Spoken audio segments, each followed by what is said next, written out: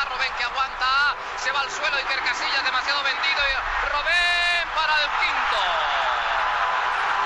La regaló nuevamente Iker Casillas y se hace duro decirlo, pero un veterano de 1000 batallas como Iker Casillas, un hombre que lleva en su casaca 130 y tantas internacionalidades, en el día de hoy ha sido un flan. En esta segunda mitad Robben acaba de darnos la puntilla al descabello. 5-1, gana Holanda. Futebol e superstição sempre estiveram lado a lado. Depois de ter perdido a final da Copa do Mundo de 1950 no Maracanã para o Uruguai, a seleção brasileira deixou o branco de lado e adotou o amarelo como cor do seu uniforme principal. Foi com ele que o Brasil esteve em campo nas maiores conquistas da sua história. Com exceção do primeiro título, vencido pelo Brasil na Suécia em 58, todos os outros 4 títulos conquistados pela seleção canarinho foram com uniforme amarelo. E falando em Brasil, na Copa do Mundo de 2014, disputada aqui no nosso país, a atual campeã mundial naquela ocasião se viu em uma situação bem complicada quando teve que adotar um uniforme às pressas para sua partida de estreia diante da Holanda, uma camisa que até então era bem indigesta, por assim dizer, para muitas pessoas. Este será o tema do nosso 20º episódio do podcast Entre Copas e Copas. Mas é claro, como vocês já sabem, primeiro a nossa vinheta.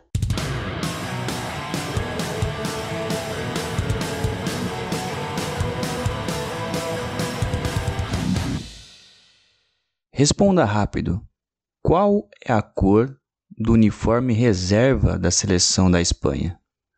A resposta parece óbvia, mas pode indicar uma questão geracional. Historicamente, a camisa reserva da Espanha é branca. No entanto, nos últimos anos, não raro o time se vestiu de azul marinho ou de cores menos comuns, como azul claro, dourado ou preto. É compreensível.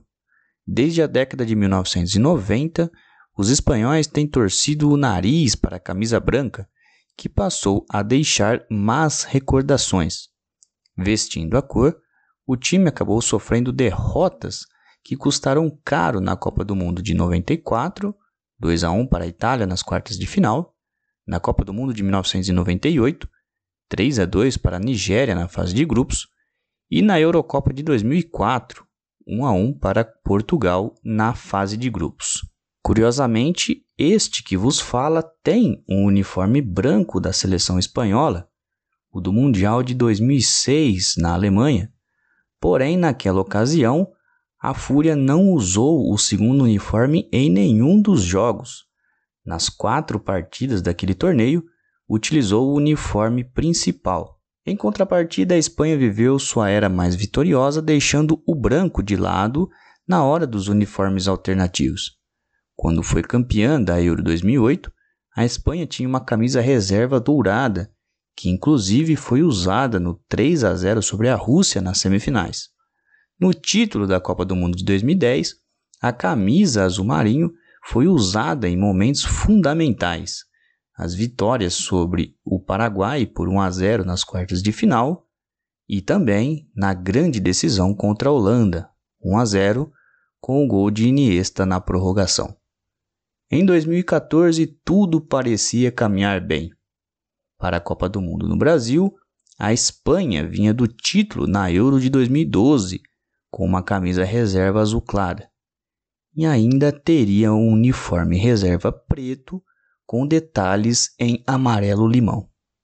A superstição estava alinhada com o futebol competitivo do time comandado por Vicente Del Bosque. Mas quis o destino que a Espanha se reencontrasse com as camisas brancas e também com a falta de sorte.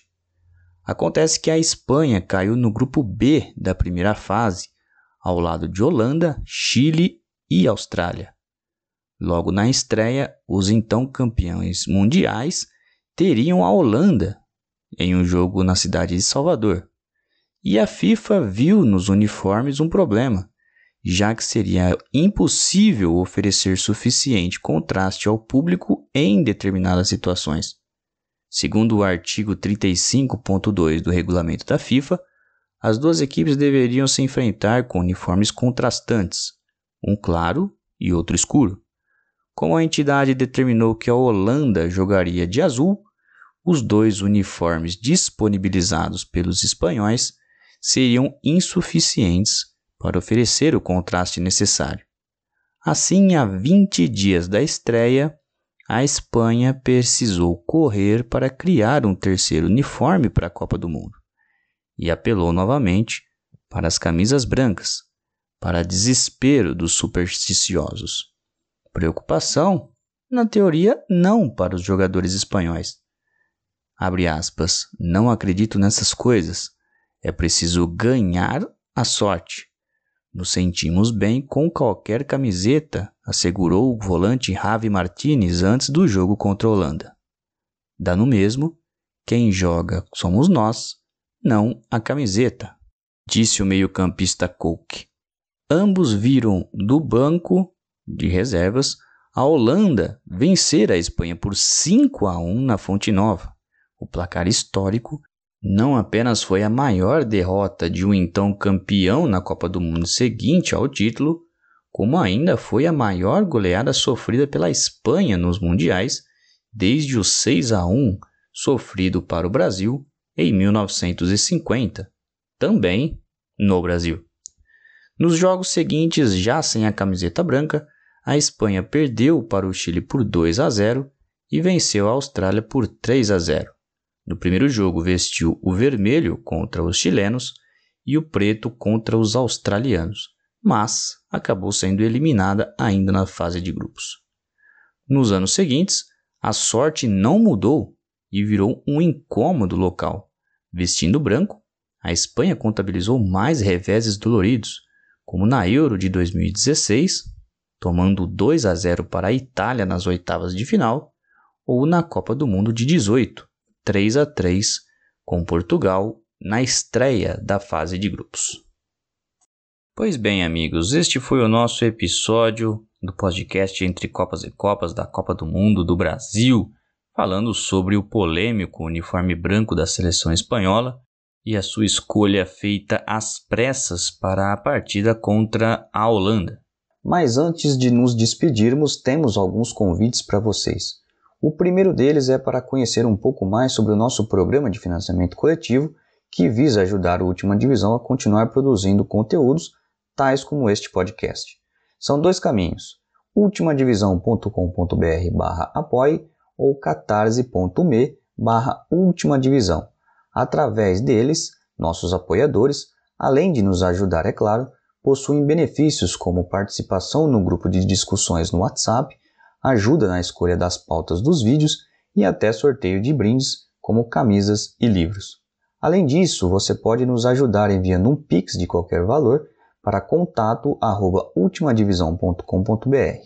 Para finalizar os recados, uma novidade, a Última Divisão está com uma loja na Shopee, onde nós estamos vendendo a camisa oficial do UD para 2022.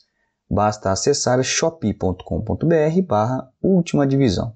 Por hoje é isso, pessoal. O roteiro dessa gravação é de Emanuel Colombari e Guilherme Bucalon, edição de Igor Nishikiori e Ravi Santana, a narração é minha, Guilherme Bucalon, é uma produção aqui do Última Divisão. Muito obrigado a todos e até a próxima.